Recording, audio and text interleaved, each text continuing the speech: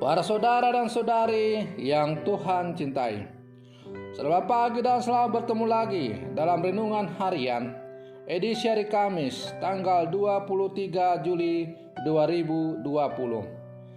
Mengawali hari yang baru ini, kita hendak mendengar dan merenungkan sabda Tuhan. Marilah sebelum kita mendengar dan merenungkan sabda Tuhan, kita berdoa. Dalam nama Bapa dan Putra dan Roh Kudus. Amin. Allah Bapa Maha Kuasa, bukalah mata kami agar dapat menyaksikan kehadiran-Mu di tengah-tengah kami. Bukalah hati kami agar dapat memahami perumpamaan tentang kehadiran-Mu di tengah-tengah kami. Bersabdalah ya Tuhan, kami siap untuk mendengarkan. Terpujilah Engkau Bapa, Putra, dan Roh Kudus, kini dan sepanjang segala masa. Amin. Para saudara dan saudari yang Tuhan cintai, sabda Tuhan yang hendak kita dengar bersama diambil dari Injil hari ini, yaitu Injil Matius pasal 13 ayat 10 sampai 17. Tuhan sertamu. Inilah Injil Tuhan kita Yesus Kristus menurut Santo Matius. Setelah Yesus menceritakan perumpamaan tentang seorang penabur, murid-muridnya bertanya kepadanya, "Mengapa engkau mengajar mereka dengan perumpamaan?" Jawab Yesus, "Kalian diberi karunia mengetahui rahasia kerajaan surga, tetapi orang-orang lain tidak. Karena barang siapa mempunyai akan diberi lagi, tetapi barang siapa tidak mempunyai, maka apapun yang ada padanya akan diambil juga. Itulah sebabnya aku mengajar mereka dengan perumpamaan, karena mereka biarpun melihat, mereka tidak tahu, dan biarpun mendengar, mereka tidak menangkap dan tidak mengerti. Maka pada mereka genaplah nubuat Yesaya yang berbunyi, Kalian akan mendengar dan mendengar. Kalian akan mendengar dan mendengar lagi, namun tidak mengerti. Kalian akan melihat dan melihat lagi, namun tidak menangkap. Sebab hati bangsa ini telah menebal, dan telinganya berat mendengar, dan matanya melekat tertutup, agar jangan mereka melihat dengan matanya, dan mendengar dengan telinganya, dan mengerti dengan hatinya, lalu berbalik sehingga aku sembuhkan. Akan tetapi berbahagialah mata kalian, sebab kalian melihat, dan berbahagialah telinga kalian, sebab mendengar. Sebab aku berkata kepadamu, sesungguhnya banyak nabi dan orang benar ingin melihat apa yang kalian lihat, tetapi tidak melihatnya, dan ingin mendengar apa yang kalian dengar, tetapi tidak mendengarnya. Demikianlah Injil Tuhan.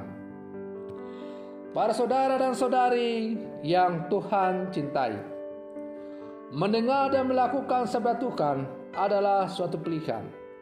Jika kita menolaknya, maka kita akan semakin menjauh dari Tuhan dan memperoleh kerugian. Sebaliknya, jika kita mendengar sabda Tuhan dan melakukannya, kita akan semakin dekat dengan Tuhan dan memperoleh berkat-Nya. Para saudara dan saudari yang Tuhan cintai, walaupun sama-sama memiliki mata dan telinga, dua orang manusia dapat melihat dan mendengar objek yang sama secara berbeda. Pada sebuah lukisan misalnya, yang satu akan mengatakannya indah, yang lain mengatakannya tidak. Yang satu mengaguminya, yang lain malah mencelanya. Demikian pula halnya terhadap Yesus dan ajarannya. Dari zaman dahulu sampai sekarang, orang-orang masih memiliki cara pandang dan cara dengar yang berbeda atasnya. Yang satu menerimanya dengan penuh iman, yang lain mempertanyakan dan malah menantangnya.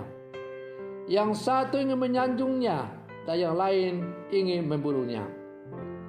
Para saudara dan saudari yang Tuhan cintai, Berbahagialah kita yang mempunyai mata dan telinga, yang menuntun kita untuk menerima dan mengimani Yesus. Namun, berbahagia saja tidak cukup. Yang lebih penting yang dituntut Yesus dari kita adalah bahwa kita tetap terus-menerus memperbaharui iman kita dengan bersikap terbuka dan belajar lagi dari yang lain. Ada banyak cara baru dan ada banyak karisma yang berbeda dalam pewartaan Injil. Menerima yang satu hendaklah tidak serta-merta berarti mengucilkan yang lain. Eksklusivisme kelompok dan fundamentalisme religius perlu disingkirkan agar telinga kita tidak berat mendengar dan mata kita tidak melekat tertutup seperti orang-orang yang dikecam Yesus dalam bacaan Injil hari ini. Kita perlu saling melihat dan saling mendengar agar menjadi lebih serupa sampai kepada Yesus. Para saudara dan saudari yang Tuhan cintai, kita sebagai murid-murid Yesus yang hidup di zaman sekarang, hendaklah mata iman dan telinga yang kita miliki sungguh-sungguh kita buka dan kita fungsikan dengan baik. Telinga untuk mendengar, iman untuk meresapkan.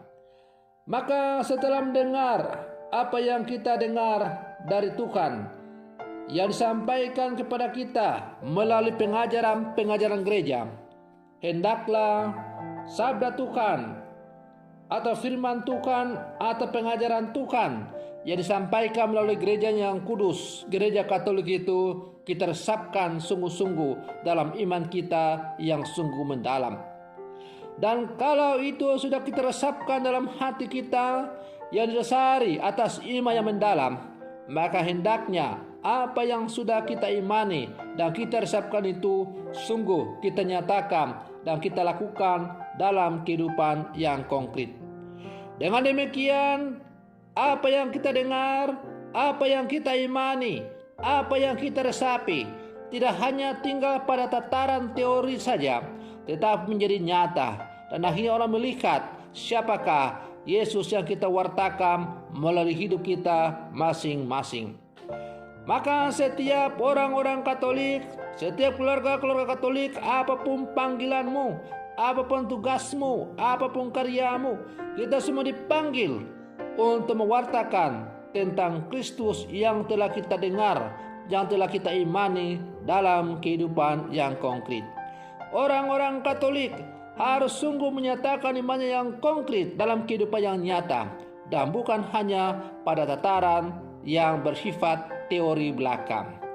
Para saudara dan saudari yang Tuhan cintai, semoga permenungan saya di pagi hari ini untuk mengantar kita memasuki hari yang baru ini sungguh menjiwai dan semakin menghantar kita untuk menjadi orang-orang Katolik yang sejati.